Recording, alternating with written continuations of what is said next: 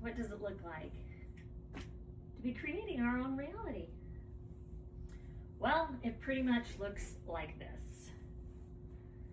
It's almost like you don't want to let yourself know the power that you've given yourself, so you minimize it to this.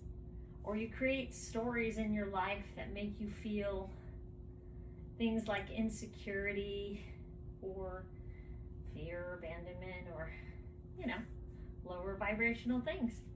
But the minute you rise up to this higher consciousness, your divinity or your divine self, it doesn't just catch up,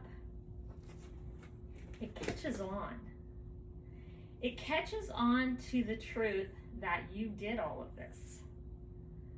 You made all this happen.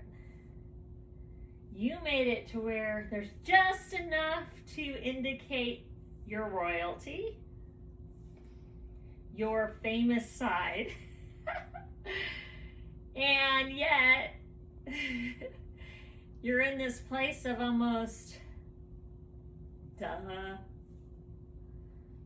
Once in a while, you'll tap into something that perks your interest or kind of piques curiosity. But then, here's the thing. You've set up all these spirit guides all around you.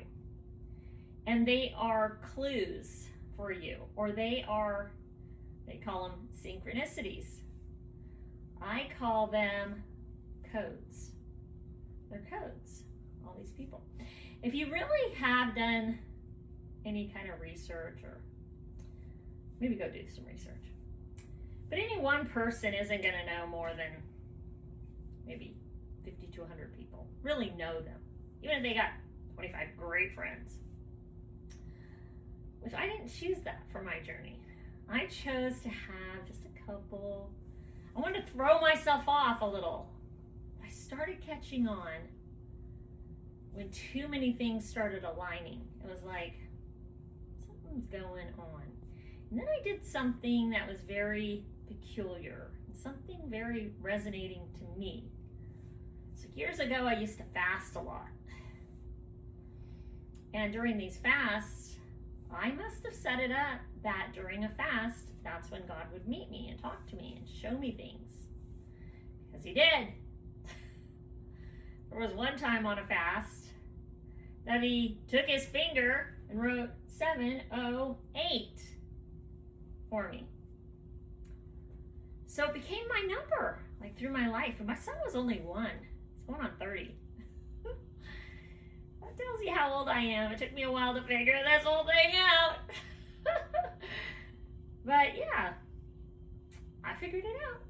So my son was only 1 at the time. And that became my number. But it was not only my number, it was like passed on to my kids. It's still my kids' number. It's everybody's number. Conveniently. So everything in your life has been designed by you. Everything.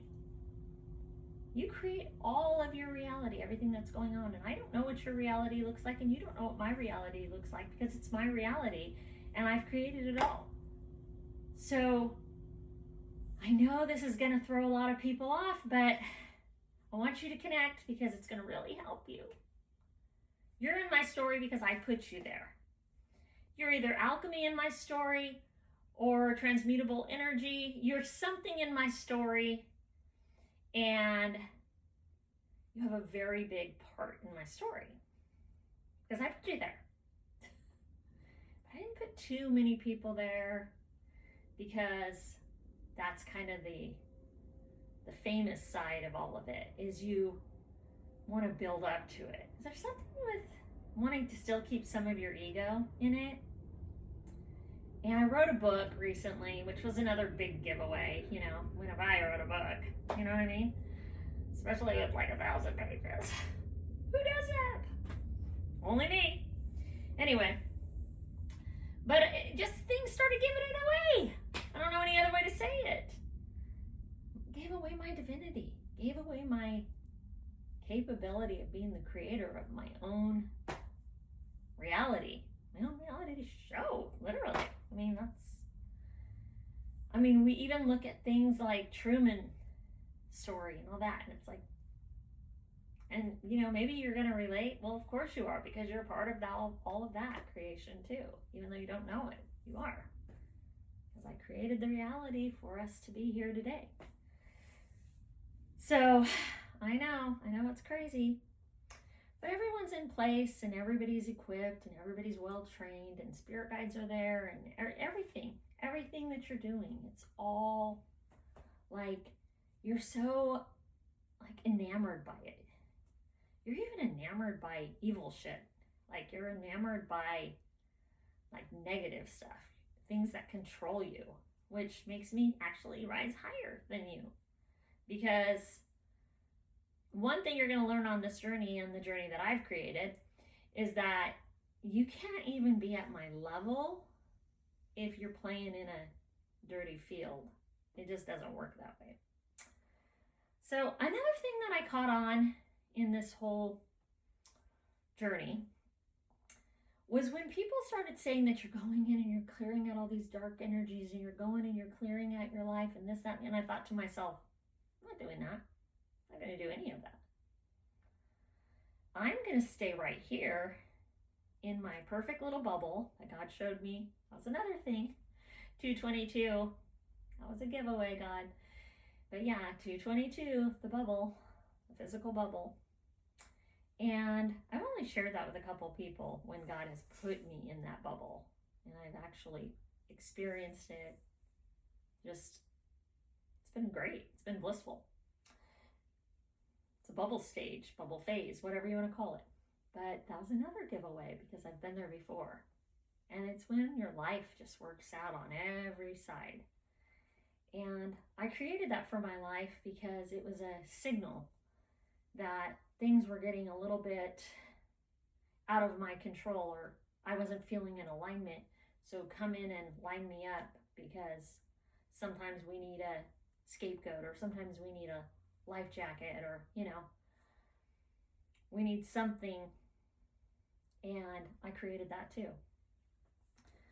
So I just wanted to have fun with all of it. I still want to have fun with it.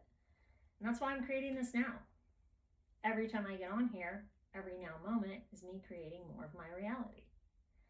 And yeah, I create good, I create bad. Not bad like evil, but like you would interpret evil. There's really no evil. You're going to understand that on your journey as you make the connection of your divine state, that really, that's all a belief system. But I'm not going to go into all that, because I like to stay in the higher vibrations, and then let people who want to be controlled on their journey just stay in that place of being controlled, because that's where they want to be. But you're your own divine self. You can do it all. And yeah, that's why I created this video today, to help you to make the connection.